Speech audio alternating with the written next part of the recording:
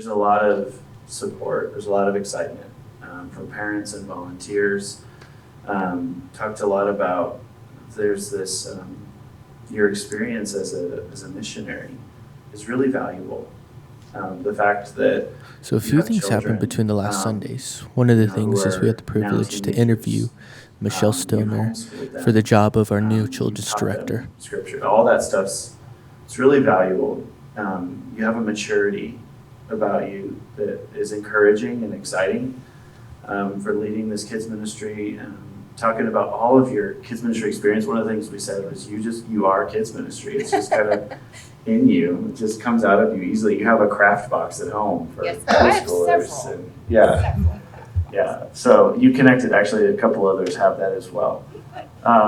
So all in all, there was just a lot of excitement in the room, a lot of support, a lot of love and excitement for your future.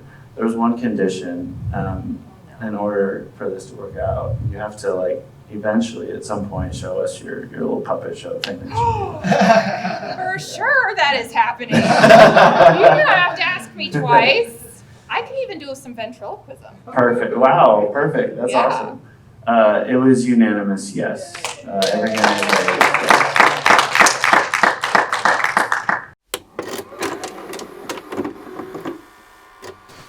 On Monday, my aunt from Ohio came down. She works for a large church in Ohio. Jesus in the family, and I don't know how old I was. I think I was 17 or something like that.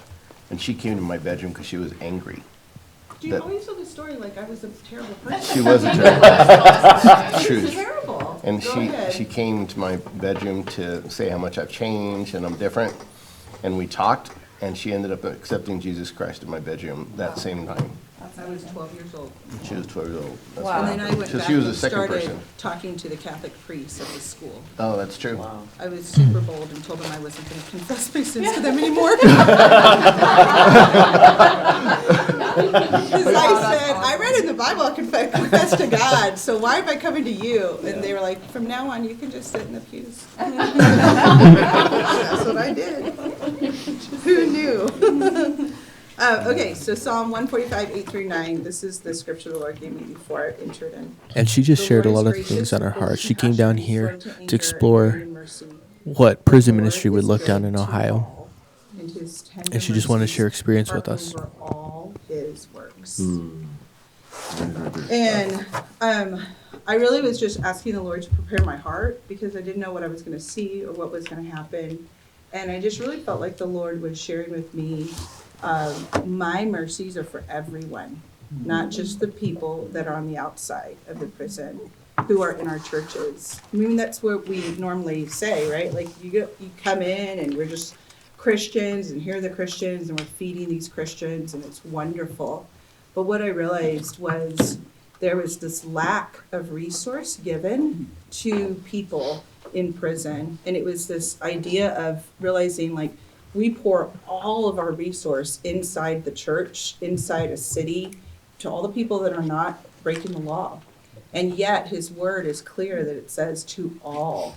And there is a huge population here in Denver alone that are behind walls, that are not included in that equation for monies, for ministries, for all of that, right? And it just kind of made me realize, like, I have a message for these people that God's mercy is to you.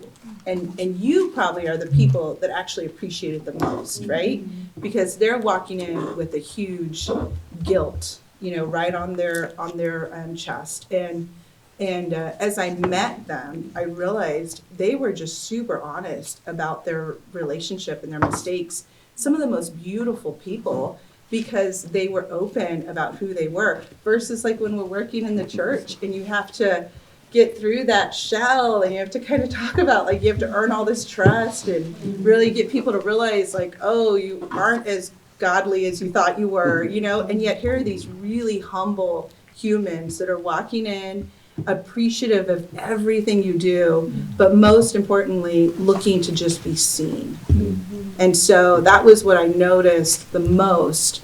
In every place we were at, people just wanted to be seen. And when I evaluated my life and I asked, there was part of the process of him becoming a leader in this program in one of the prisons, he said, they asked us to write a list of everybody that basically was like who spoke into your life, people that made you feel like you mattered. And he said at 8 years old, I had only gang members on that list. And that was his family. So that's what they do. They turn to people who are consistently there. And so it made me realize, like, wow, if we want to change the world, you meet these 8-year-olds and you start investing in them there, right? And you guys are already doing that. You're already in the neighborhoods. You're already where you need to be for that relationship. But by entering in at a young age and being the person that speaks into their life, that's where we change the crime. And then going to these people that are in life sentences, there's still redemption for them, and God's mercy is still for them as well. Rachel and Michelle, you guys are there. Whether someone spends their life behind bars, it's up to you. No pressure. Only for a summer. I know. It's fine. Regan's gonna cut the joke. Don't screw it up. Thank you for that. I thought you were gonna say something nice, but that's okay. It's okay. I'm used to you by now. Lived with you all my life, so it's good. Most Tuesdays we're here pretty late for young adults.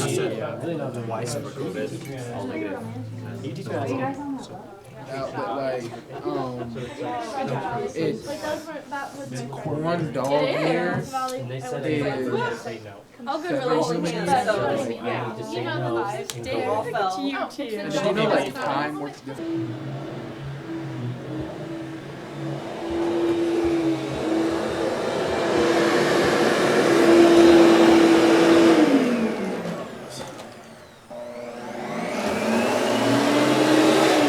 Are you kidding me?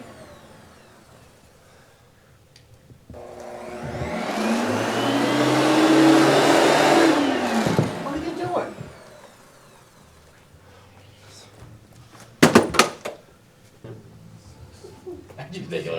All right, from here, Austin over.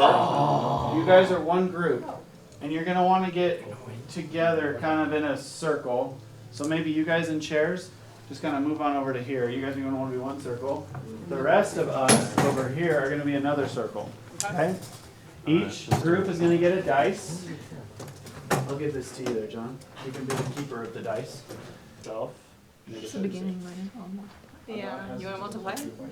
That would make sense. So you're at 36. So then roll again. Someone else can roll it. Okay. Let's go, Emily. Alright, so this group's at Alright, this group's at 37. Okay, you guys' turn. No, it doesn't. 2 rolls. I haven't hung out for a couple weeks. You got a 1. Okay, you gonna multiply that by itself? So 1. Okay, good. You got a 1. Now 2. Nick won't be in here, he won't know. That's true. I'm aware of that. Just don't look at the camera. Just not in the face. Is that camera? Other than that one? Oh, you guys were talking about government last week? Oh yeah. How breaking the law is against rules. I mean, yeah. Oh, breaking the law is against the rules. But like, Oh, breaking the law is against the law. It is? Yeah, did you know that? anyway. Alright, this week we're in Romans 14. Does someone want to read verses 1 through 4? Chorus 2, 3, 4. Here's a sneak peek of our new episode of Before Babel. I do warn that we dive So into imagine what some that does to mature their topics. understanding of women and how that affects not even just how they'll have sex with their wives, but how they treat them in general, because they're so dehumanized. And the porn industry in general, I think for men, or maybe just people who don't know, there's this idea that like it's not that big of a deal because the women do it.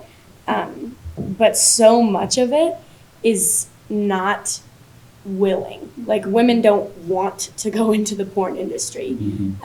Studies have found that 60 to 90% of women in the porn industry were sexually abused as a child. So them being in the porn industry is just circular trauma. The future of ThornCreek's really exciting. This last weekend we released our new budget, which just means the church is growing.